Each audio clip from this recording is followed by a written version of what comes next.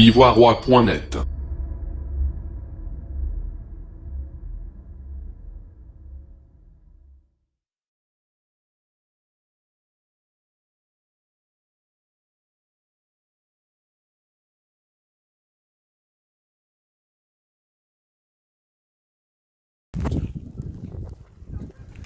Oui, allô, messieurs, mesdames, bonjour. Je me nomme Monsieur Touré Ibrahima, Prince Boga. Pour les intimes, c'est Prince en fait. Là, je suis le propriétaire de... C'est mon poste qui tourne actuellement comment on appelle, sur les réseaux sociaux. Voilà le bâtisse qui a été cassé par Monsieur Angouran Serge, qui dit qu'il travaille comment on appelle, à la présidence et que comment on appelle, il est comptable et il a des bras longs. Et que c'est le ministre, je ne sais pas, connaît quoi là, même connaît Bruno, qui lui a donné l'ordre de casser. Bon, ce bâtisse que vous voyez, où il dit que c'était un, comment on appelle, un 1 plus 3, les gravats qui sont là ne prouvent pas que c'est un bâtisse de comment on appelle, d'un étage. C'était que des studios. Ce qui l'embêtait simplement, avance, ce qui l'embêtait simplement, voilà celui là-bas où la voiture bleue est arrêtée, où il y a le truc, c'est fini ça. Et les bâtiments sont juste là.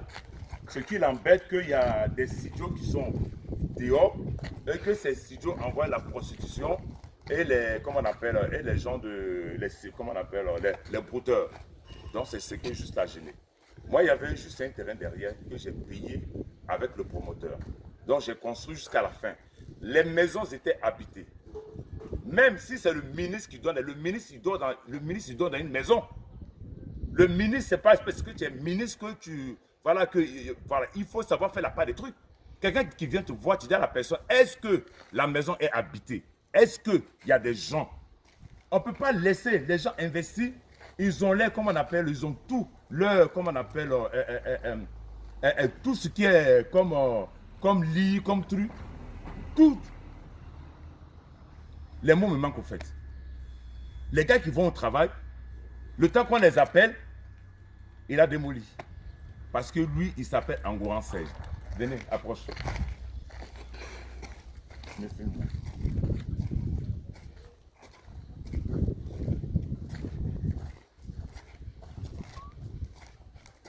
Quelqu'un qui habite là, qui fait ses bâtisses ici, et quelqu'un qui habite là, il dit que j'ai empiété sur son terrain. Sur quel terrain j'ai empiété? Il est en face, et moi je suis ici. Quel terrain j'ai empiété? Où il dit, il n'y a pas de syndic au fait. Où maintenant il cherche des soutiens qui viennent le soutenir. C'est du n'importe quoi parce que la cité, il n'y a pas, comment on appelle, il n'y a pas de syndic. Ils se regroupent pour dire oui, on doit prendre des, comment on appelle, comment on appelle, des vigies, ou bien voilà ce qu'on doit faire. Il n'y a rien. Je n'ai empiété sur le terrain de personne. Je n'ai pas fait un R plus combien. Vous-même, vous pouvez regarder là-haut. Il n'y a aucun bâtisse là-haut qui dit que oui, il y a eu des bâtisses là-haut. Il n'y a pas. C'est un abus de pouvoir. Parce qu'il dit qu'il travaille à la présidence. Il dit qu'il va le casser sans un seul document. Il dit qu'il va le faire. Et il a fait. Il ne faut pas qu'il cherche maintenant de bousquer mystère pour essayer de trouver des gens pour venir le soutenir. Quand tu fais quelque chose, il faut avoir les couilles pour reconnaître que oui, je l'ai fait. Parce qu'il a dit qu'il va le faire et il a fait. Je fais ce deuxième poste, c'est un cri de cœur. Je ne fais pas la politique. Mais on dit si tu ne fais pas la politique, elle te fait. La politique m'a vraiment fait. Comment on appelle, à la présidence. À la présidence. Ceux mecs qui sont là, je me demande s'ils sont au courant. Parce que même une femme qui vient devant ta maison, qui vient installer ses légumes, tu vas lui dire, madame, demain je ne veux plus te voir ici. Mais avec aucun papier, les gens qui sont là, tu m'envoies quelque chose, aucun document de justice, au moins je pourrais les informer pour dire, mesdames ou bien monsieur, ramassez vos affaires, j'ai tel document, voilà, bon, je suis désolé, je vous rembourse, ou voilà, on trouve un compromis. Mais il n'y a eu aucun de ça. Il a montré que lui, il est un garçon. C'est ce qu'il a montré. Il a montré qu'il peut jouer de ses connaissances. Il a montré qu'il travaille à la présidence et il a montré qu'il est avec le ministre de la Construction.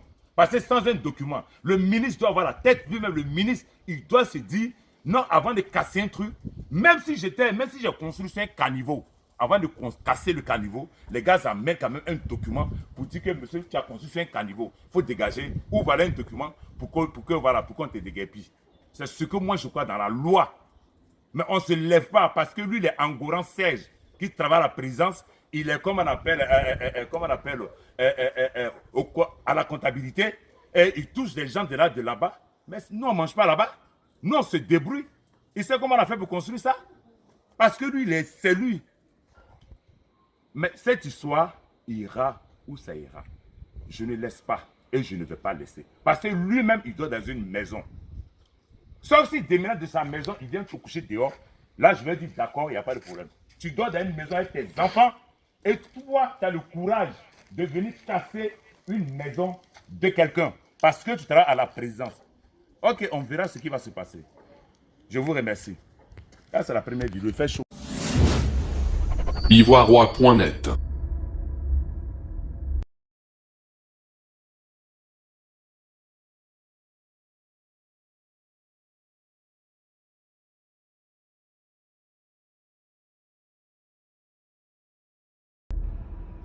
Bonjour chers frères ivoiriens et ivoiriennes.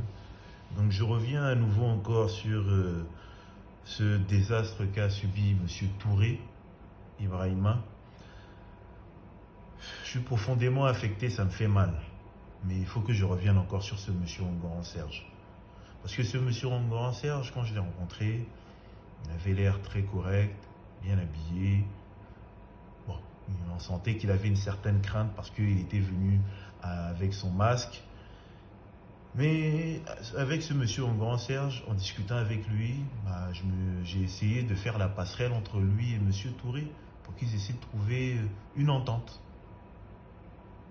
Mais à travers notre discussion, j'ai ressenti aucun remords, aucun regret, même pas ne serait-ce qu'un soupçon de compassion envers monsieur Touré, rien.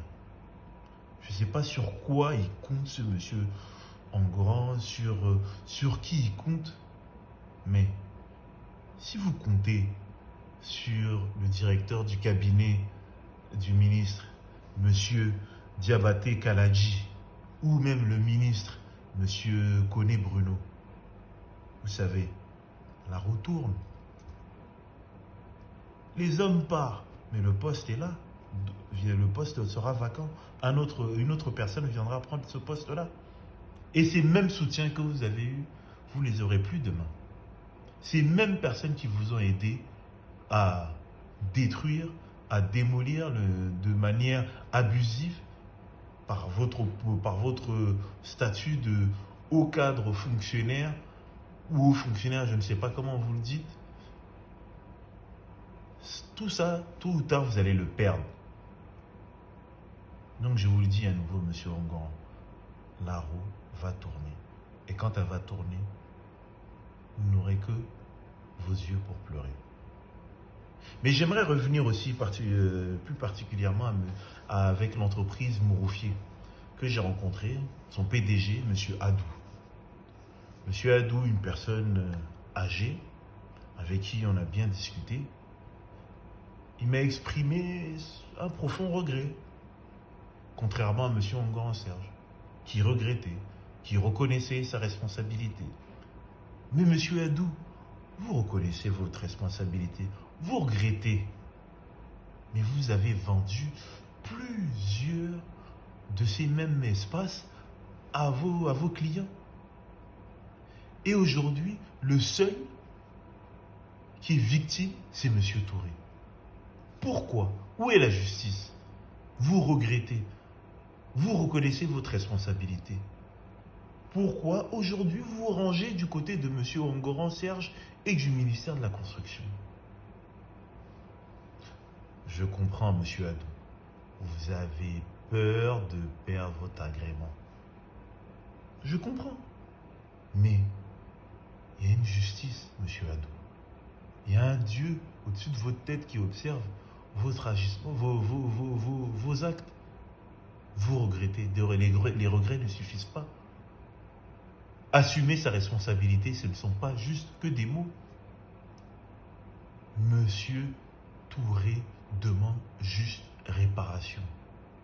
Des locataires dehors, à la rue, à quelques semaines avant Noël, se retrouvant sans logement. Ce monsieur Engoron Serge, qui lui vit paisiblement dans sa maison avec femme et enfants, mais dehors participe, je veux dire même lui qui est même comment dirais-je, celui qui a donné, qui a participé à donner l'ordre pour détruire ces maisons. Mais je veux dire, mais aucune compassion pour ces gens que vous avez mis dehors, que vous avez détruit leur maison alors que ça faisait peu de temps qu'ils étaient entrés dans la maison.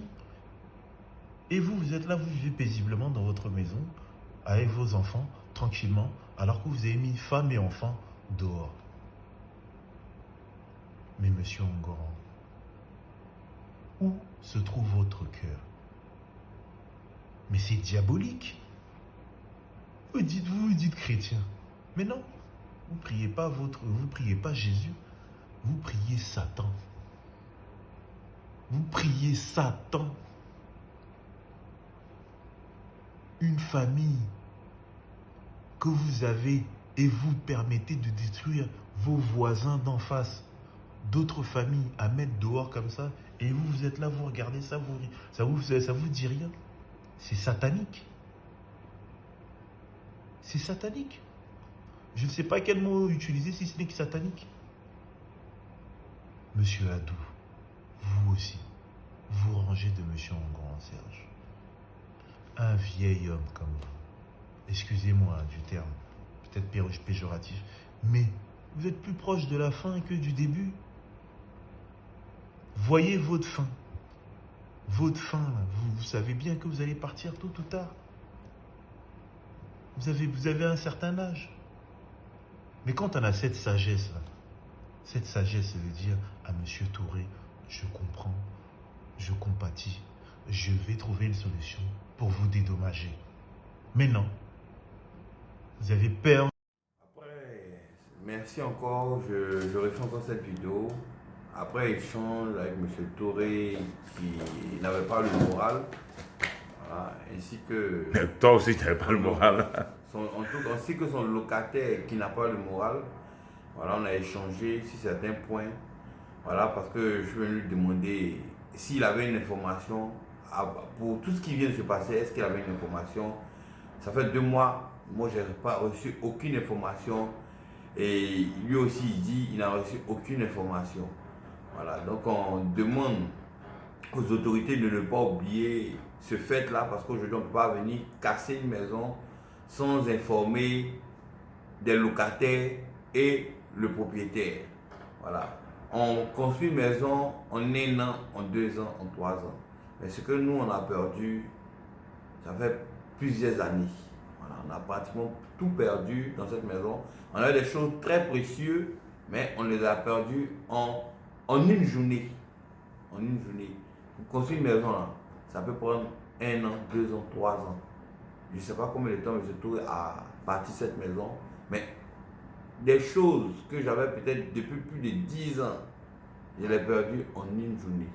Cela ne peut pas se rembourser. Mais cette personne qui est à la base et qui a causé cela, il faudra que aussi cette personne sente cela.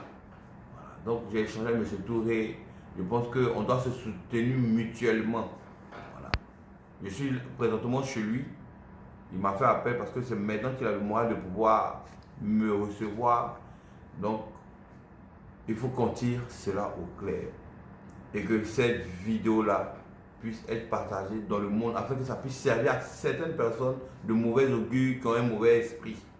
Voilà. Donc, comme on sait qu'il y a Dieu toujours, qui a le dernier mot, je remets ça en Dieu. Parce que l'argent n'est rien. L'argent, on peut le perdre et puis on peut réavoir. Mais nous, ce que nous on a perdu, ça n'a pas de prix. Encore merci. Et puis je pense que M. Boga va dire son cri de cœur. Ouais, bon, là, je suis derrière sur le film. C'est l'un de mes locataires. Bon, franchement, plusieurs fois, il m'appelait. Je n'avais pas le moral. Bon, on envoyait des textos. Mais franchement, c'est pas facile pour lui, c'est pas facile pour moi, c'est pas facile pour les autres locataires. La majorité, c'était des femmes. Comme je le dis, bon, lui, il est venu aujourd'hui me voir. On a un peu échangé parce qu'il vient de me dire que ça fait combien de temps, 2 mois, ils habitent là, ils n'ont eu aucun document, comme je vous l'avais dit. Il a vraiment eu, tu as eu des documents, ils t'ont averti. Non. Voilà. Donc, comme moi, je lui dis, je n'ai rien, mais au moins vous, on pouvait vous prévenir. C'est vous qui dormez là-bas, c'est vous qui êtes là-bas. Ça n'a jamais été fait devant Dieu. On peut signaler même quelque chose, parce Oui. que M. Prince Boga me connaît depuis longtemps. C'est parce que dans le domaine événementiel, je lui ai dit, je voulais m'élargir sur Bassam. C'est pourquoi il m'a mis en contact pour que je puisse prendre cette maison. Je suis son petit maître depuis que je réside là où il était, puisqu'il partait en France. C'est comme ça que j'ai connu l'opération immobilière qu'il était en train de faire, et puis je suis allé habiter. J'ai dit, c'était pour moi, ça devait être une surprise pour ma famille de venir connaître chez moi. Parce que ce monsieur, de la base, quand il n'y avait pas les moyens, il m'a aidé. J'ai pu garder mon argent pour louer cette maison pendant 1 an. Je me suis préparé pendant 1 an afin que cette maison finisse. Dieu est que je fidèle. puisse habiter dans cette maison. Dieu est fidèle, Dieu est fidèle, Dieu est fidèle. On remet tout à Dieu. C'est Dieu qui a le dernier mot. Donc ça, c'est l'un de mes locataires. Et puis, bon, les autres vont passer. Si elles ont pu se libérer ou bien si elles ont pu vraiment parler, elles passeront. On vous remercie du fond du cœur. Merci à vous. Bonsoir à tous qui nous suivent actuellement. En ce moment, je fais cette note vocale pour m'adresser de façon générale à toute la population ivoirienne. Et en particulier, je voudrais m'adresser à M. Ngoran. Vous savez, dans la vie, quand vous voulez faire du mal à une personne, il ne faut pas regarder seulement la personne. Il faut regarder derrière la personne. Combien de bras, combien de personnes pèsent sur cette personne-là. Et quand vous faites du mal à une personne, vous pensez avoir fait du mal à une seule personne alors que vous avez fait du mal à toute une population. Dans ces maisons que vous avez cassées, il n'y avait pas qu'une réalisation, un moyen financier, un moyen de gagner de l'argent. Il y avait des vies qui étaient recueillies là-bas. Il y avait des personnes qui vivaient là-bas, qui avaient toute leur âme là-bas. À partir du moment où tu vis dans une maison, c'est ton âme que tu déposes là-bas, dans cette maison-là. Mais quand vous venez sans avertir ces personnes-là, et que vous venez casser ce dans quoi ils ont rangé leur âme, ce dans quoi ils ont rangé leurs biens, ce dans quoi ils ont rangé tout ce qu'ils avaient, vous voyez que ce n'est pas à eux que vous faites du mal. Ce n'est ni à la personne qui a ces biens-là que vous faites du mal. C'est à Dieu qui est là-haut. C'est à lui que vous faites du mal. Et vous savez, aucune erreur, aucune bêtise sur cette terre ne reste impunie. Même si cette affaire n'arrive pas là où elle doit arriver, même si cette affaire n'atteint pas vraiment l'étape qu'elle doit atteindre pour que vous soyez punis, sachez que ça ne restera pas comme ça. Parce que même si monsieur Touré ne vous a pas poursuivi, même s'il laisse cette affaire-là tomber, toutes ces personnes qui vont murmurer, qui vont se plaindre au plus profond d'eux-mêmes, cela va faire que vous n'allez pas rester comme ça. Mais bon, nous sommes dans un pays, nous sommes dans un monde où on croit en notre justice. Alors je voudrais en ce moment-là interpeller le ministère de la Construction pour leur dire qu'il y a un cas qui est là. Tout comme celui qui a braqué une banque, qui a volé, qui a fait ceci, cela, est arrêté et mis peut-être soit en prison et tout ça. Quand il y a ce genre de cas, il faudrait que vous réagissiez. Et je suis sûr, ayant espoir et comptant sur notre justice, je pense que vous allez faire ce qui est de votre devoir. Vraiment, on espère en vous. On a tout perdu, ce n'est pas grave. On espère qu'on l'aura. Et même si on ne nous rembourse pas ce qu'on a perdu, mais on pense au moins que celui qui nous a fait perdre tout cela sera puni. Au moins, ça nous fera plaisir, ça pourra nous satisfaire. Donc j'attire votre attention dessus. Tout le peuple de Côte d'Ivoire, toutes ces personnes, y compris moi, on compte sur vous. On dit que c'est un local de prostituées. Moi, je ne suis pas une prostituée. Je ne suis pas une prostituée. Je me débrouille, je fais ce que je fais. Je travaille honnêtement pour avoir ce que j'ai, pour avoir ce qui me permet de payer ces loyers-là. Mais bon, Voilà qu'aujourd'hui, je suis devenu nomade en attendant de trouver un local où résider. Bon, on espère qu'on ne restera pas dans ça et on espère aussi que notre justice fera sa part. Je compte sur vous. Merci.